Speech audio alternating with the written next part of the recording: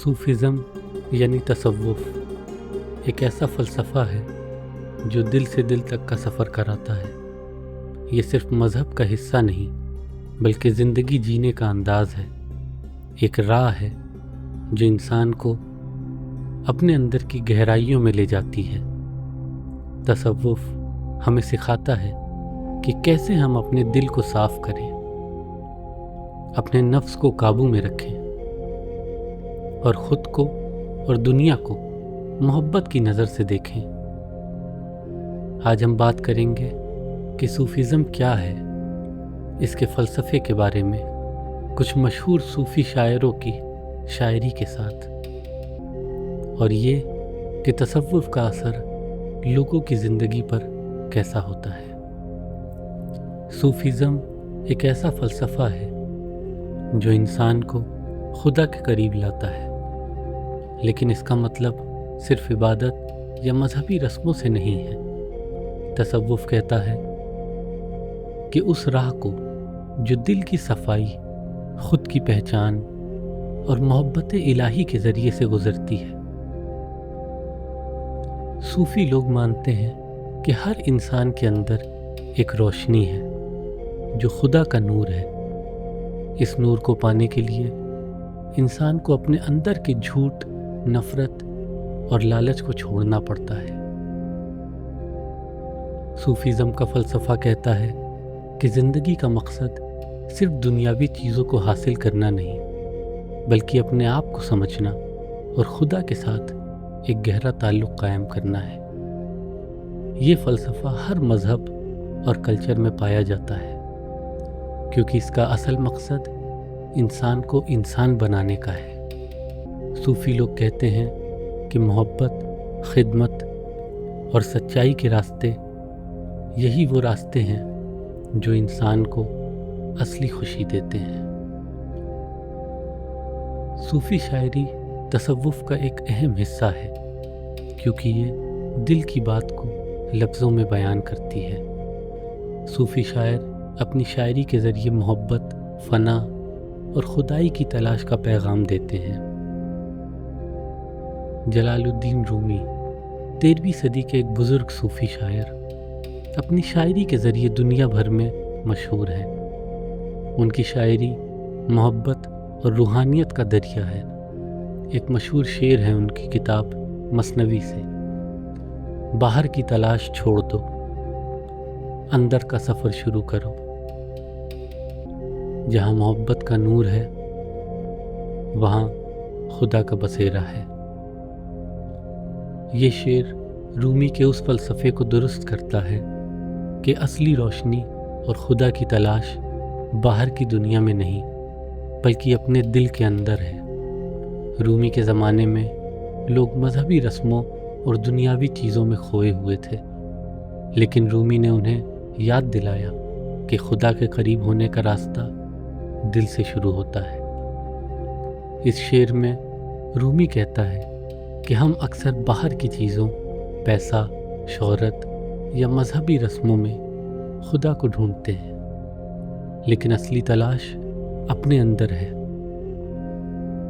جب ہم اپنے دل کو صاف کرتے ہیں اور محبت سے بھرتے ہیں تو ہمیں خدا کا نور ملتا ہے۔ یہ شاعر ہمیں سکھاتا ہے کہ اپنے نفس کی تلاش چھوڑ کر اپنے دل کی آواز سنو۔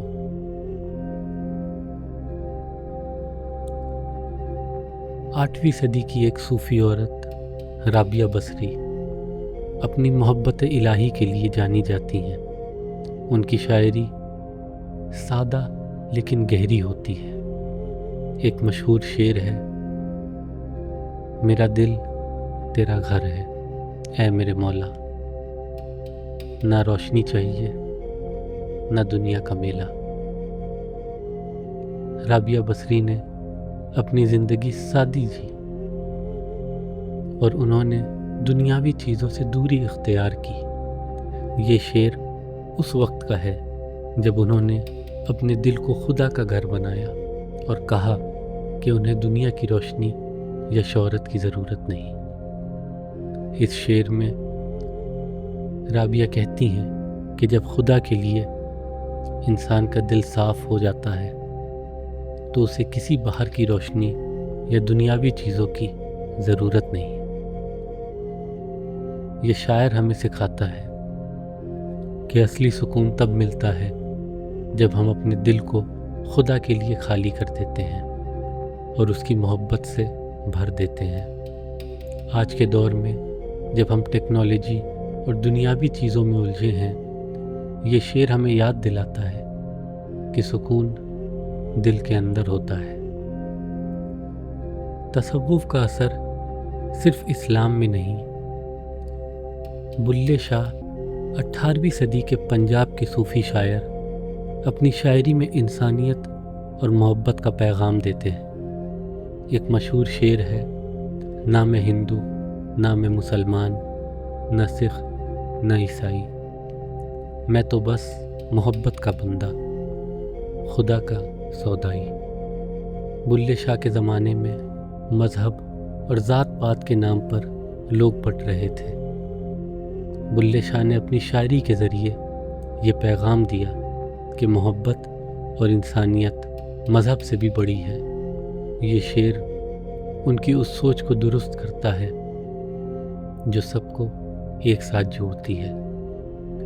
اس شعر میں بلے شاہ کہتے ہیں کہ مذہب یا ذات کے نام پر بٹوارا غلط ہے، اصلی بات محبت اور خدا کی بندگی ہے۔ یہ شعر آج کے دور میں بھی ریلیونٹ ہے۔ جب لوگ مذہب یا قوم کے نام پر لڑتے ہیں، بلے شاہ ہمیں سکھاتے ہیں کہ اگر ہم محبت کو اپنا لیں تو دنیا میں امن اور بھائی چارہ برقرار ہو سکتا ہے۔ تصوف کا اثر لوگوں کی زندگی پر گہرا ہوتا ہے۔ یہ لوگوں کو ایک نئی نظر سے دنیا دیکھنے کی صلاحیت دیتا ہے۔ صوفیزم سکھاتا ہے کہ دنیا میں ہر چیز میں خدا کا نور ہے، چاہے وہ انسان ہو، جانور ہو یا پھول۔ جب لوگ اس فلسفے کو اپناتے ہیں تو ان کے دل سے نفرت، غرور اور لالچ ختم ہو جاتا ہے۔ مثال کے طور پر جب کوئی صوفی قوالی یا شاعری سنتا ہے، جیسے کہ اللہ ہو یا رومی کے اشعار، تو اپنے دل میں سکون اور محبت محسوس کرتا ہے۔ یہ سکون اس لیے آتا ہے کیونکہ صوفیزم ہمیں یاد دلاتا ہے کہ ہم سب ایک ہی خدا کا حصہ ہیں۔ لوگ جو تصوف کے راستے پر چلتے ہیں وہ اکثر اپنی زندگی میں خدمت اور محبت کو اپناتے ہیں۔ وہ دوسروں کی مدد کرتے ہیں بغیر کسی بدلے کے، اور اس سے ان کی زندگی میں ایک مقصد آتا ہے۔ صوفیزم کا اثر صرف فرد پر نہیں بلکہ پورے سماج پر ہوتا ہے۔ صوفی درگاہیں جیسے کہ اجمیر شریف ایسی جگہیں ہیں جہاں ہر مذہب کے لوگ آتے ہیں۔ یہ جگہیں محبت اور امن کا پیغام دیتی ہیں اور لوگوں کو ایک دوسرے کے ساتھ جوڑتی ہیں۔ صوفیزم کا اصول زندگی کے ہر پہلو میں کام آتا ہے۔ یہ صرف مذہبی عبادت تک محدود نہیں بلکہ ایک زندگی جینے کا انداز ہے۔ کچھ اصول میں سے ہے محبت۔ صوفیزم کا سب سے بڑا سبق محبت ہے۔ یہ محبت صرف خدا کے لیے نہیں بلکہ ہر انسان، ہر چیز کے لیے ہے۔ صوفی کہتے ہیں کہ جب تم محبت سے دیکھتے ہو تو ہر چیز میں خدا کا عکس دکھتا ہے۔ خود کی پہچان۔ تصوف سکھاتا ہے کہ اپنے آپ کو جانو۔ جب تم اپنے دل کی گہرائیوں میں جاتے ہو تو تمہیں خدا ملتا ہے۔ یہ خود کی تلاش کا سفر ہے جس میں تم اپنے نفس کے خلاف لڑتے ہو۔ خدمت۔ صوفیزم میں خدمت کا بہت بڑا مقام ہے۔ دوسروں کی مدد کرنا بغیر کسی مطلب کے ایک صوفی کا شیوا ہے۔ یہ خدمت چھوٹی سی چیز سے شروع ہو سکتی ہے، جیسے کسی کے لیے دعا کرنا یا کسی کی مدد کرنا۔ صبر اور شکر۔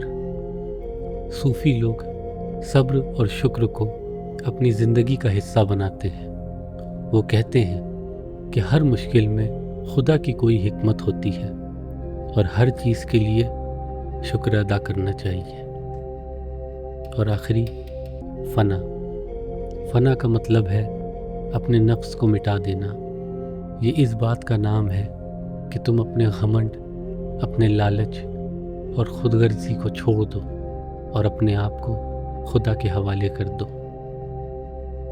اب سوال یہ ہے کہ صوفیزم کے ان اصولوں کو ہم اپنی روزمرہ کی زندگی میں کیسے لا سکتے ہیں؟ محبت کا عمل۔ اگر آپ کسی سے نفرت کرتے ہیں تو صوفیزم کا فلسفہ کہتا ہے کہ اس کے ساتھ محبت سے پیش آؤ۔ مثال کے طور پر، اگر آپ کا کوئی دوست یا رشتہ دار آپ سے ناراض ہے تو اس کے ساتھ بات کرو، اس کی بات سنو اور محبت سے مسئلہ حل کرو۔ خدمت کا راستہ۔ اپنے آس پاس کے لوگوں کی مدد کرو۔ یہ ضروری نہیں کہ بڑی چیز ہو۔ مثال کے طور پر، اپنے پڑوسی کے لیے کھانا لے جاؤ یا کسی غریب کو کپڑے دو۔ یہ چھوٹی چھوٹی چیزیں دل کو سکون دیتی ہیں۔ ذکر۔ صوفی لوگ ذکر اور میڈیٹیشن کے ذریعے دل کو صاف رکھتے ہیں۔ ذکر کرنا یا چپکے سے بیٹھ کر اپنے دل کی بات سننا کئی ایسے مسئلوں کو حل کر دیتا ہے جو آپ کے اندر ہے۔ صبر اور شکر۔ جب زندگی میں مشکلیں آئیں تو صبر کرو اور شکر ادا کرو۔ مثال کے طور پر، اگر آپ کو کام میں ناکامی ملتی ہے تو اسے ایک نئے موقع کے روپ میں دیکھو اور شکر کرو کہ آپ کو سیکھنے کا موقع ملا۔ اور آخری، اپنی نفس سے جدوجہد۔ ہر روز اپنے آپ سے سوال کرو کہ کیا آپ نے کسی کا دل دکھایا؟ کیا آپ نے کوئی غلط کام کیا؟ اس طرح آپ اپنے نفس کو قابو میں رکھ سکتے ہیں۔ آج کے دور میں جب لوگ دنیاوی چیزوں کے پیچھے بھاگ رہے ہیں، صوفیزم ایک روشنی کی طرح ہے جو ہمیں یاد دلاتا ہے کہ اصلی خوشی دل کے اندر ہوتی ہے۔ آج کے لوگ سٹریس، ڈپریشن اور تنہائی کا شکار ہیں۔ صوفیزم کا فلسفہ ان مسائل کا حل دیتا ہے۔ جب ہم محبت، خدمت اور صبر کے راستے پر چلتے ہیں تو ہمیں سکون ملتا ہے۔ صوفیزم کا فلسفہ آج بھی زندہ ہے۔